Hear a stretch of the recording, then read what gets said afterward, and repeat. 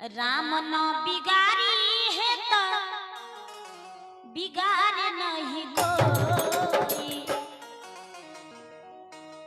राम न बिगारी है तो बिगाड़ नहीं कोई। आदमी के बिगड़ला से कुछ वो न होई। आदमी के बिगड़ला से कुछ वो न होई। राम न बिगारी है तो बिगाड़ नहीं कोई। राम न बिगारी है तो बिगाड़ नहीं कोई। आदमी के बिगड़ला से कुछ वो न होई। आदमी के बिगड़ला से कुछ वो न होई।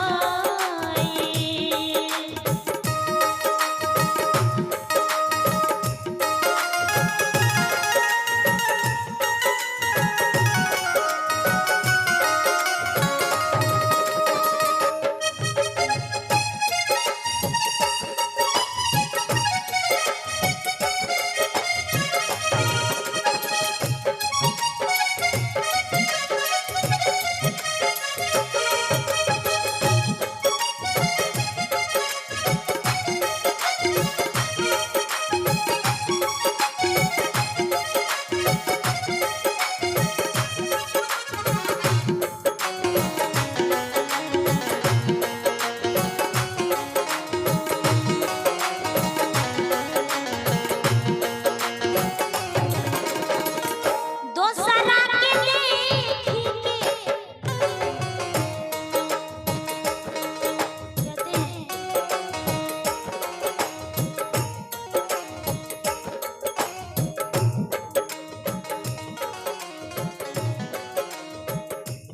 आजकल कुछ लोग ऐसे होते हैं जो कि जितना अपने दुखों से दुखी नहीं है उससे ज्यादा दूसरों के सुखी से दुखी रहने लगे हैं।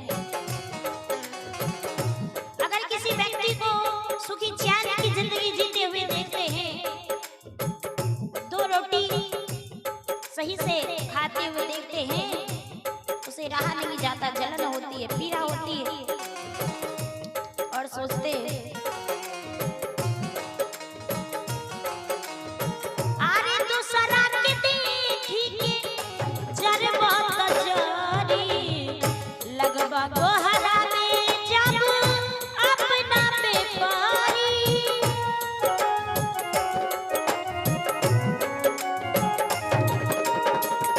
दूसरा के देखी के जरबा कजरी लगबा गोहरा में जब अपना बेपारी।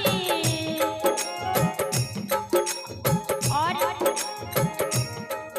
दूसरों को देख करके खुशी मिलती है, खुशी होते हैं और ताने मारते हैं, लेकिन वही दुख जब अपने ऊपर पड़ता है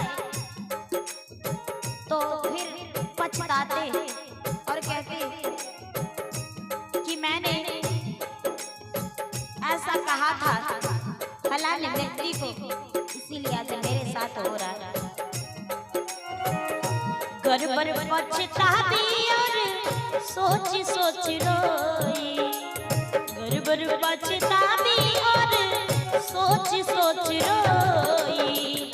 आदमी के बिगड़ला से कुछ वो न होई।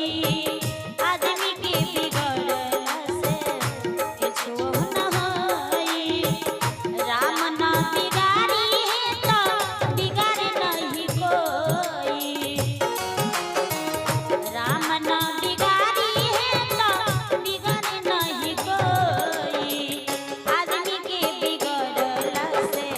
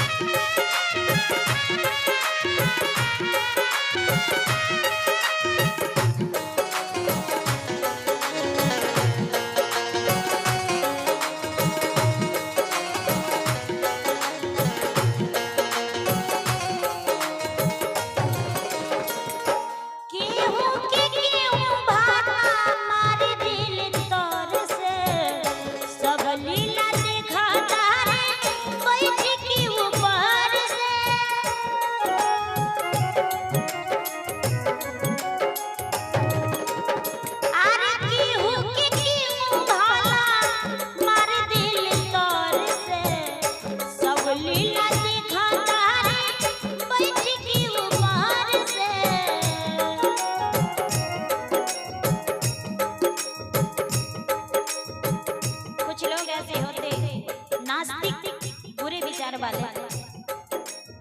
और वो जब चोरी डकैती बेईमानी शैतानी चुगली हिंसा बेविचारी झूठ कपट करते हैं, सोचते हैं कि हम जो ये सब कुछ कर रहे हैं दुनिया की नजरों से बचा के हमें कोई नहीं देखता है। लेकिन और कोई देखे या ना देखे, देखने वाले तो सब कुछ देख रहे हैं। और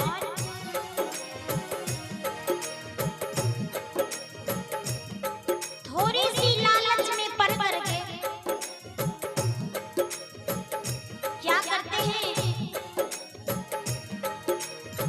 किसी का गला काट देते हैं, चोरी कर लेते हैं, डाका डाल देते हैं, दुख दर्द देते हैं, तरपाते हैं, सताते हैं।